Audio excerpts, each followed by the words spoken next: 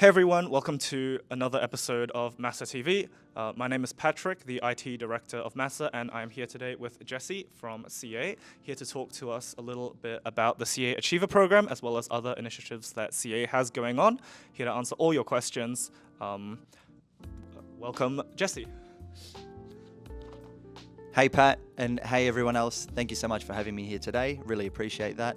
So my name's Jesse. I am the Careers Engagement Manager at Chartered Accountants Australia and New Zealand for Victoria, our awesome state. And what our role essentially is in careers engagement is to connect, inspire and develop students in your position while you're going through tertiary studies, all the way down to high school students as well. And our main goal is to make sure that students in your position are getting a positive message around the profession of accounting and where a career in accounting can lead you. Fantastic. So, Jesse, tell us about the CA Achiever Program and what it offers to students. Awesome. Yeah, so a great place to start. So our Achiever program is essentially an internship offering offered by CA ANZ. So how the program starts, we get a bunch of employers that are interested to register for either a cohort across winter and summer. That is to say that we run it twice a year. The Achiever program is offered to penultimate or final year students studying an accounting-based degree. The beauty of it is you apply once for the program, but you're applying to so many different employers throughout the state. Fantastic. That sounds like a really great offering for students. So could you give us some general advice to the students at home who might want to apply for the Achiever program? Yeah, of course. So in terms of advice, I'd say make sure you utilize the support that's offered to you by CA during that process. So as part of the Achiever program, there is an assessment period where students go through a video interview.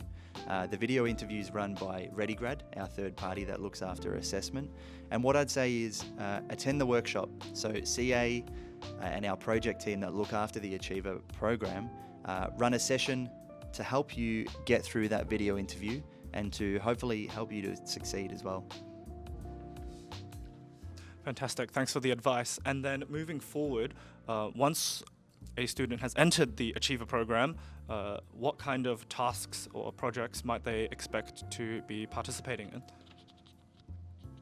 Yeah, that's a great question. A little bit difficult to answer very specifically, but what I can say is that there's a broad range of employers that you might be working with. So on every occasion, every iteration of the Achiever program, we have employers across Victoria registering from any different size of practice, whether that's Big Four, a mid-tier or a small to medium-sized practice. We have corporates join us, very, very large ones from around Victoria as well, which is awesome and could be a great opportunity. And we also have government organisations that enter the program as well. So that gives you a kind of idea of the different types of service lines, the different types of accounting, at least, that you might be participating in throughout the program. A question that a lot of students have on their minds is whether or not there are opportunities for full-time employment that might arise from the Achiever program. So could you talk to us a little bit about that? Yeah, of course. It's something that we're very proud of. Throughout the Achiever program, there's been a lot of success stories of candidates that go through their internship but then are offered to either stay on with the employer or come back once they've graduated. So yeah, it's really awesome to know and quite motivating as a student to think, you might be able to apply for this program, go through an internship, but then also be finding your first employer once you've graduated as well, all in the same go. For sure. And other than that, are there any other really valuable or rewarding aspects about the CA Achiever program for students that you might just want to highlight? Yeah, of course. So the one that comes to mind, I might have touched on it before, but I think the most important thing or the best thing about this program is, well, firstly, that they are all paid internships. That's always important. But at the same time, you're applying once. We can all understand that sometimes applying for different opportunities, jobs can be daunting when there are a lot at once. But the beauty of the Achiever program is you're applying once with your resume and transcript, and that goes out to all of the employers that have registered for that cohort. Cool. And then I'll just ask, because I'm sure a lot of students are wondering, about your general advice for students starting out in the CA program in general. Yeah, awesome. There's a fair bit of advice I can give to people starting out in the CA program. It can be quite daunting to start a full-time job in your chosen profession and then start studying quite a rigorous program again. So firstly, I think it'd be making the most of all the resources that are available to you. So these range from the people around you. So that can be your CA facilitators. So they're the teachers of each of your subjects within the CA program. They're obviously to help you. Everything's run online, but they can obviously be reached out to across that online platform. The next person that I think is most important to you, or even if not more important, is your CA mentor. That individual that you have a strong relationship with, that's there to guide you through the program and tick off on your practical experience competencies. So they've obviously gone through the program themselves. They're a qualified CA and are able to guide you through, like I said, that difficult process, especially when you're starting out. What else is available to you is things like your discussion board for the CA program. So you've got a cohort of students or candidates that are going through the same subject as you. Always be checking in on that to see what kind of questions other students in the same cohort are asking, or ask your own questions. It's a really nice collaborative feel and quite easy because it's all run online. And then also, could you speak to any study support that CA is providing?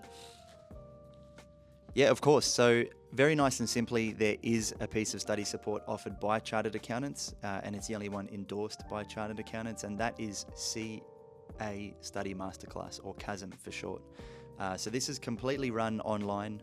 You can get your employer to work on face-to-face sessions for an entire cohort as well. All of these study support sessions are run by experienced Chartered Accountants facilitators themselves, and they cover each of our subjects in differing ways. So you're able to take on a CASM class, I guess, as you like it. So if you're needing support on the content throughout each subject, that's there and available for you. But if you possibly need some support right at the end for any extra assessment, final examination that is required, you can actually just get a class specific for that as well. Yeah. All right, that's fantastic. Thank you. So Jesse, outside of the CA Achiever program, I understand that CA has a lot of other initiatives to help out students and its members. So could you talk to me a little bit about the social programs that students can get involved in? Yeah, of course, Pat. So my team specifically, we're here to support students not only with the CA program, but while you're studying as well. While you are studying, students specifically, I'd recommend signing up as a student member of Chartered Accountants. We'll be able to put a link down below in the video for you to sign up with ease. Otherwise, on the website, you're able to search up becoming a student member as well. What that means is you're essentially signing up to hear from Chartered Accountants, and specifically my team. So anything from the Achiever program, like we mentioned, any other events that my team run throughout the year, which are predominantly run around getting you in front of industry, working on your employability skills, or any other kind of transferable skills as well that you may need. So like I said, signing up as a student member is a very important one. It just makes sure that you don't miss anything that we do throughout the year. And one other thing to mention, you do need to be a student member to have access to the Achiever program to begin with. And so moving forward, once a student becomes a part of the CA program, what's on offer for them? What kind of engagement opportunities do they have? Yeah, cool. So slightly different, but slightly the same. And to answer just right off the bat, there is definitely a lot of social engagement and professional development engagement within the Chartered Accountants program or the Chartered Accountants community. So once you begin studying, you're what's known as a provisional member. So what that means is you're able to join what's called our Young Chartered Accountants Network, or panel. So they're a group of like-minded individuals like yourself, either studying the program or they've been a member for less than 5 years or they're still under the age of 30.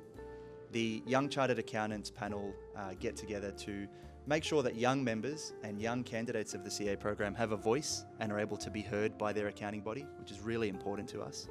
But other than that, they like to have fun as well. So there's a lot of social engagements. There's a lot of professional development as well, which goes towards your professional development requirements as well as an accountant. But like I said, those social engagements, my team love to get involved with those as well. We had a trivia session that was run at our office a few months ago. A couple of our student reps were actually on the winning team. And it was just a really good time. And it's great to meet our young members as well, see who's just joined the profession. Yeah. And I'll just ask, for any students or for any provisional members of CA, do you have any advice on how they might be able to stay informed in all these interesting events and stuff that you have coming up, how to stay updated on the HAPs? Yeah, absolutely, Pat. So the simplest way of making sure that you don't miss out once you start studying the CA program is to keep your notifications on. So I think most regularly we reach out to our members via email. You'll hear from our regional manager, Anthony Tachi, who's always keeping everyone up to date on opportunities like I mentioned before, those social interactions or any professional development sessions that we do run throughout the year.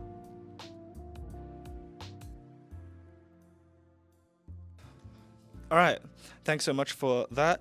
And moving on, a lot of our club members and students in general have questions about networking and how to build a network in the professional world, especially moving from university life into their more professional lives. So could you first speak to any general advice that you have for students just starting out, moving out of university? Yeah, absolutely, Pat. And I understand how important this is and how daunting it can be as well. Because with networking comes some form of conversation, whether that's digitally or face-to-face, which is probably the more of the scarier of the two. I must say that most of the students that I meet throughout the MASA events throughout the year are quite impressive. And I just want to start by saying, please don't be scared. I'm not a scary person. But in terms of general tips on how to get started, I think it's building great habits. So right from year one, I think joining a society like MASA and attending the events that you run throughout the year is really important to get you used to a professional environment, because obviously most of them also you're putting the students in front of industry employers. I think getting yourself used to those difficult conversations, if they are for you, and being able to hold a conversation with a senior professional, with any type of future employer, is really important to get you started and get you used to how to hold yourself in those situations. And then, do you have any tips in regards to maintaining professional relationships? Yeah, for sure. So what I'd say here is, I think come up with a pitch for yourself. I think as much research that you can do on yourself and the employer before you attend an event is integral. So thinking about how to position yourself, obviously just a bit further than what you study and where you're studying. What makes you stand out as a future applicant or a future employee of that organisation? Because at the end of the day, what we're trying to get out of this is future employment, I guess. So that's one place to start. And yeah, to continue and maintain that network, I think it's nice to continue the conversation. So giving a reason for that conversation to start. I think the beauty of LinkedIn is where that helps. Asking someone to connect with you, it might be as simple as reaching out the next day and saying, look, really appreciate the conversation. Thank you for answering my questions. It'd be great to connect and hopefully chat in the future as well. I think that's a nice, professional and easy way of staying in touch with people. And then one last thing, as someone who yourself does come face to face with a lot of students who are looking to develop professionally, what are some traits that you reckon make a potential candidate or someone that you're talking to stand out?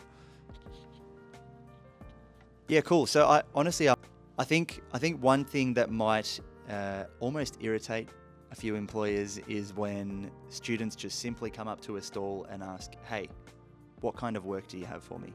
Or how could I start working for your organisation? everyone understands that that is the end goal, but I think it's the way you go about it. So like I said before, a bit of preparation. Make sure that you're able to speak to yourself and highlight your awesome traits as a professional, as a student. And also I think that research goes on to, doing that with the employers that are going to be at a certain event as well. If we're talking in an event space, usually the employers that are going to be at an event are posted beforehand. So it might be as simple as researching the ones that you're most interested in and having a question or two for them, other than, how could I start working for you? You might find on an organization's website a couple of things that resonate with you that you're able to bring up to the employer, to the individual that you're speaking with on the night. And I think that really goes a long way in terms of the employer, enjoying the conversation and wanting to take it further.